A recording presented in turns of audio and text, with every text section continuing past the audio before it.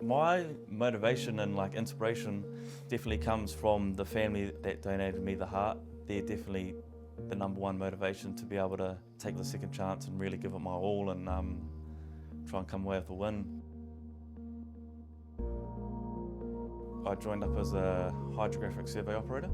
Then in 2020 I ended up changing over to a PDI, which is a physical training instructor.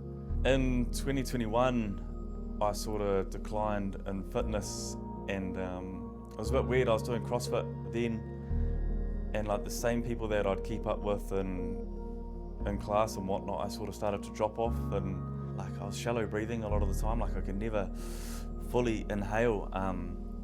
So I thought it was something wrong with my lungs, and then it was just energy levels were just declining. So I just couldn't keep up. Was having to sleep during the day, and which is out of character for me.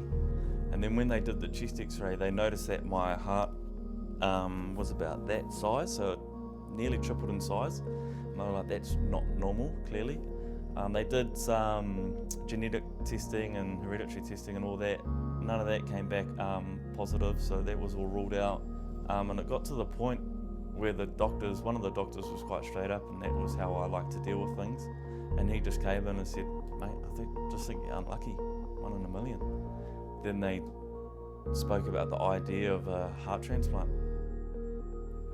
And then once that was on once I got it on the list, it was literally just a waiting game.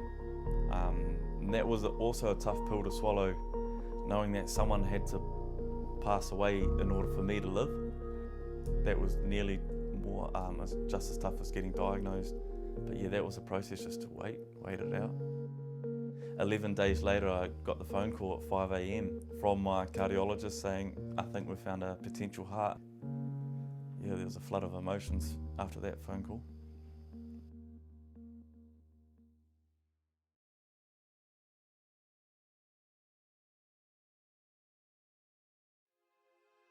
Just over a year after transplant had happened, the mother reached out to me on Facebook, found me on Facebook and sent me a message saying, hey, I don't know how to say this, but I think you've got one of my family members' heart. And yeah, that was, again, an interesting message to receive. Never thought I'd receive it like that. It doesn't normally happen like that in the transplant world. But New Zealand being New Zealand, 2 degrees separation, they'll somehow find you. But it was relief. It was so cool to be able to know that I know where the hearts come from. And it was probably closure for just me and the family to know that their family members still beating with me. And then I was already pretty motivated to take advantage of the second chance at life that I've been given. But after meeting them, it was just not just me doing this, there's now the family along with me doing this as well, so got 2 reasons to be able to take opportunities and make the most of it.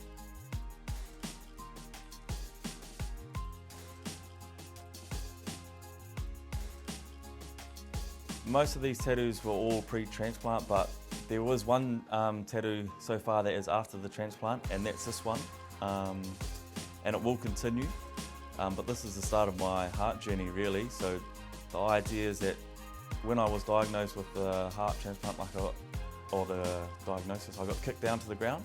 So I landed with my hands on the ground, and this is just starting here, absorbing all that diagnosis, coming up, then it'll end up across here, a little piece to get the transplant, and then it'll come down this arm, and that'll be the recovery. So that's the diagnosis, the transplant, and the recovery. So that's how I'll be able to tell my story through Tamoko as well.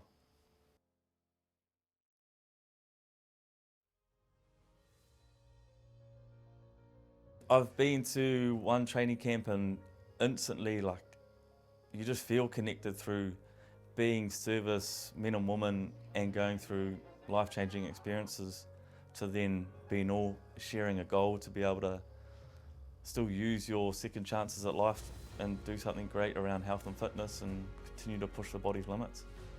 My motivation and inspiration for this Düsseldorf Games definitely comes from the family of that donated me the heart. They're definitely the number one motivation to be able to take to the second chance and really give it my all and take them over to Düsseldorf with me and try and come away with a win. What I chose to do was athletics, and in particular the 100 metre and 200 metre sprint. Growing up playing sport, like for rugby, I was always out on the wing or out in the fullback, so speed was on my side, so I thought, hey, maybe that might be a bit of me. And then when I got to the camp, got exposed to table tennis and wheelchair rugby, and those are both team sports, so I thought play a bit of doubles and play a bit of wheelchair rugby with the group just to really connect with them, and I'm a big fan of team sports, so that was sort of a no-brainer. Table tennis, depends who you ask. Myself, yeah, the best in the world, but might eat a bit of humble pie, but you know, that never hurt anyone. Me as a person who I am, I just want to keep pushing that level and just keep increasing my fitness and try and get back to where I was. Obviously the goal is there to win, but that's not the end all really. The journey has already started, so just soaking it all up. My name is Jack Church. I'm a physical training instructor in the Navy, and I'm a competitor in the Invictus Games.